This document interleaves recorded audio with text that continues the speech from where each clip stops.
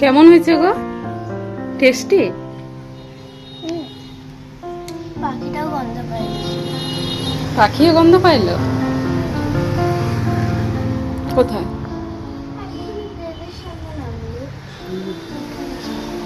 আজকে সকাল সকাল বানিয়ে নিলাম, দেখো চষির মতন করছিলাম, তারপর ওটাকে ঘিয়ে ভেজে এই পিঠাটা করলাম। কেমন বাবা, সত্যি বলবা খুব টেস্টি হয়েছে। এরকম পিঠা হয়তো কেউ বানায় নাই, আজকে আমি প্রথম নিজের মনের থেকে করলাম। টেস্টি সত্যি। নমস্কার বন্ধুরা, কেমন আছো সবাই? আশা করি ভালো আছো, সুস্থ আছো। আমার এই ছোট্ট চ্যানেলে তোমাদের সকলকে স্বাগত আর অনেকটা ভালোবাসা। আর আজকের ব্লগটা এখান থেকেই স্টার্ট করছি, কিন্তু আশা করছি আমার মতো এমন ব্লগ হয়তো কেউ বানায়নি। এটা হচ্ছে বৃহস্পতিবারের ব্লগ। আর আমি সকাল থেকে উঠে আগেই চেয়েছিলাম যে পুজোটা দিয়ে নিতে, কারণ পুজোটা দেওয়া থাকলে মনেও ভালো থাকে, সব কিছুই ভালো থাকে। যেহেতু নতুন বছর শুরু হচ্ছে, আর নতুন বছরের শুরুতে তো সব কিছুই লাগবে, নতুন করে খাতা, পেন্সিল, পেন সব কিছু। তাই দুই মেয়ে গেছিল ওর বাবার সাথে বাজারে এই কেনাকাটাগুলো করতে। তার সঙ্গে কিছু জিনিস নিয়ে এসেছে, দেখতেই পারলে। আর বাবাই বলেছে আজকে রাত্রে একটা নতুন মেনু করবে, সেটা হচ্ছে পনির দিয়ে, পনির মশলা, হয়তো আমি নামটা ভুলে গেছি। তবে তোমাদেরকে শেয়ার করব অবশ্যই ও রান্নাটা কিভাবে করবে।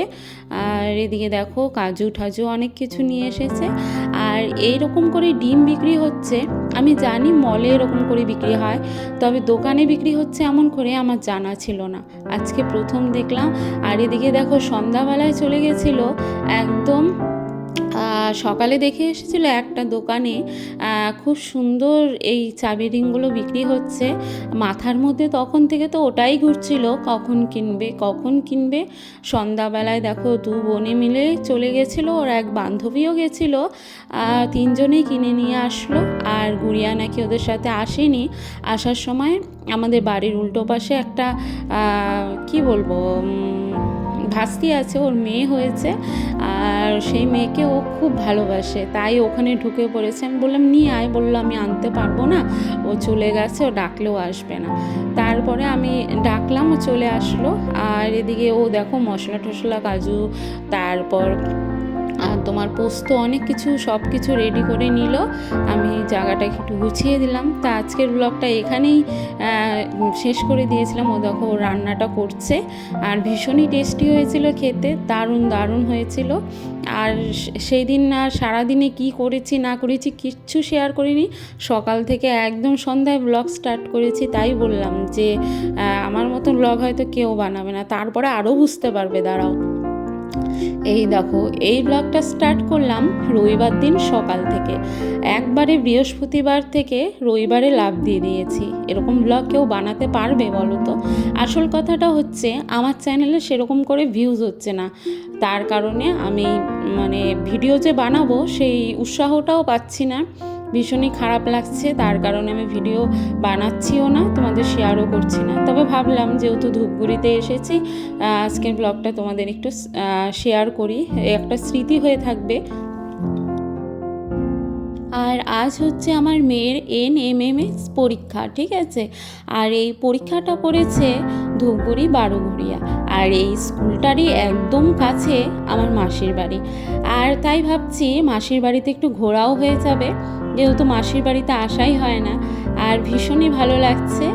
আর আমরা কিন্তু অনেকে মিলে এসেছি, আমার দুই মেয়ে, আমি, আমার মা, আমার বোন, সকলে মিলে এসেছি, ভীষণ ভালো লাগছে। আর এই বাড়িতে যে এসেছি আমার মনেই হচ্ছে না যে এখানে কোনো দিনও আসিনি, হয়তো এসেছিলাম অনেক ছোটোবেলায়, একটু একটু মনে পড়ে, কিন্তু মানে নিজের বাড়ির মতন ফিল হচ্ছে, এত ভালো কি বলবো।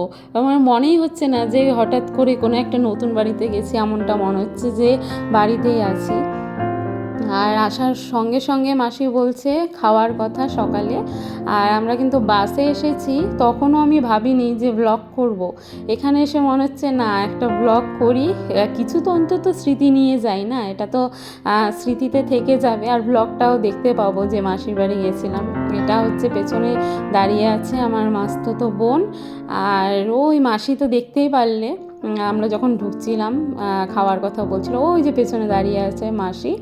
আর মেসো আছে, মাসির এক ছেলেও আছে, ওকে আর দেখাতে পারিনি, মেসোকেও হয়তো দেখাতে পারিনি। এখন আমরা খাবো সকালের খাবার। আর মাসি বলছে যে তাড়াতাড়ি খেয়ে নে। আর ওদিকে মেয়েকেও দিয়ে আসলাম, ওর পরীক্ষা শুরু হয়ে গেছে। আর যেহেতু পরীক্ষা ছিল 10:30, আর ওখানে পৌঁছতে বলেছিল 9:30। তা আমি কিন্তু আজকে 5টার সময় ঘুম থেকে উঠে সমস্ত কাজ সেরে ফেলেছিলাম। তারপর আমরা গাড়িতে উঠেছিলাম 8:45।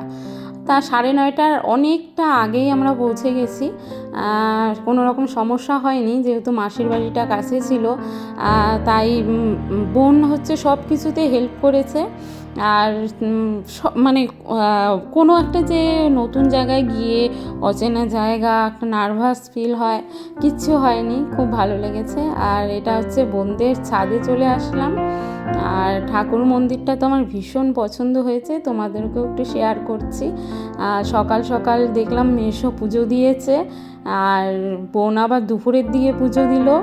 আর একটু পরপর তো স্কুল, আর মাসির বাড়ি স্কুল, আর মাসির বাড়ি অনেকবার আপ ডাউন হলো। এদিকে দেখো আমার 2 বোন বসে আছে, আর মাসি এদিকে বানিয়েছে উনান। আর এই ছাদে বসে রোদে মানে এখানে রান্না করার মজাই আলাদা। তবে এটা নতুন বানিয়েছে, এখনও হয়তো রান্না শুরু করেনি, হয়তো কি শুরুই করেনি। আর এখানে বাগানটা দেখে আমার মাথা ঘুরে গেছে। আমার এটা অনেক দিনের শখ যে আমি একটা সুন্দর বাগান করব। আর দেখে ভীষণই ভালো লাগছিল। আমার বাড়িতে যেহেতু দেখতেও পাও একটুকু জায়গা নেই, আর আমি যে গাছ কতটা ভালোবাসি তোমরা তো আমার বাড়ির ভেতর দিকটা দেখলেই বুঝতে পারো, মানে জঙ্গল হয়ে গেছে গাছে। আর এখানে গাছ দেখে আমার কী যে ভালো লাগছে আর কি বলবো। এই যে গাঁদা ফুল গাছ তো আমার সব থেকে পছন্দের। আর গাঁদা ফুল যখন গাছ ভরে থাকে না, এত যে ভালো লাগে কি আর বলবো তোমাদের। আর আজকের ব্লগটা কোথার থেকে শুরু হলো, কোথায় শেষ হয়ে গেল, আমি কিচ্ছু বুঝতে পারছি না। এখন বাড়িতে এসে আমি ভাবছি যে আর একটু ব্লগ যদি ভালোভাবে বানাতাম, খুব সুন্দর একটা স্মৃতি হয়ে থাকতো। কিন্তু কি বলো তো, আমরা গল্পতে এত মত্ত ছিলাম যে ব্লগ বানানোর কথা মাথাতেই আসেনি। আর তাও একটু একটু তুলে রেখেছিলাম, সেটাই তোমাদের শেয়ার করলাম। আর কত সুন্দর তুলসী গাছ দেখেছো, ভর্তি। যেহেতু কৃষ্ণ ঠাকুর আছে, গোপাল ঠাকুর আছে, তুলসী পাতা তো লাগবেই। আর এই যে দেখো ধনিয়া গাছ, আমিও ধনিয়া গাছ লাগিয়েছি, তোমাদের শেয়ার করেছি। আমার কি এরকম হবে? আমার তো মনে হয় না। এটা যত্নের প্রয়োজন আছে, আমি তো সেরকম করে যত্ন করতে পারি না। তবে আশায় আছি, দেখি আমারটাও হয় কি না। আর বাগানটায় এসে আমার মন ভরে গেল, কত রকমের গাছ, তোমাদের সবটাই শেয়ার করলাম। আর ওদিকে বাবাইয়ের আবার 12টার দিকে টিফিন টাইম আছে, আবার যাব 12টার থেকে 1টা পর্যন্ত টিফিন টাইম দেবে, আবার পরীক্ষা শুরু হয়ে যাবে।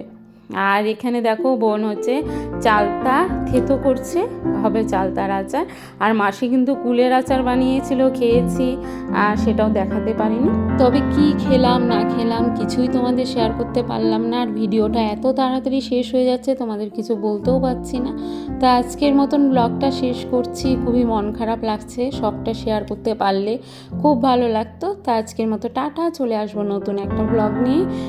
যদি ভালো লাগে অবশ্যই দেখো, আমার পাশে থাকো, তাহলে দেখবে ব্লগ বানানোর উৎসাহটা আমি পাবো, আর তোমাদের সুন্দর সুন্দর ব্লগ উপহার দেবো। তো আজকের মতো টাটা, বাই বাই।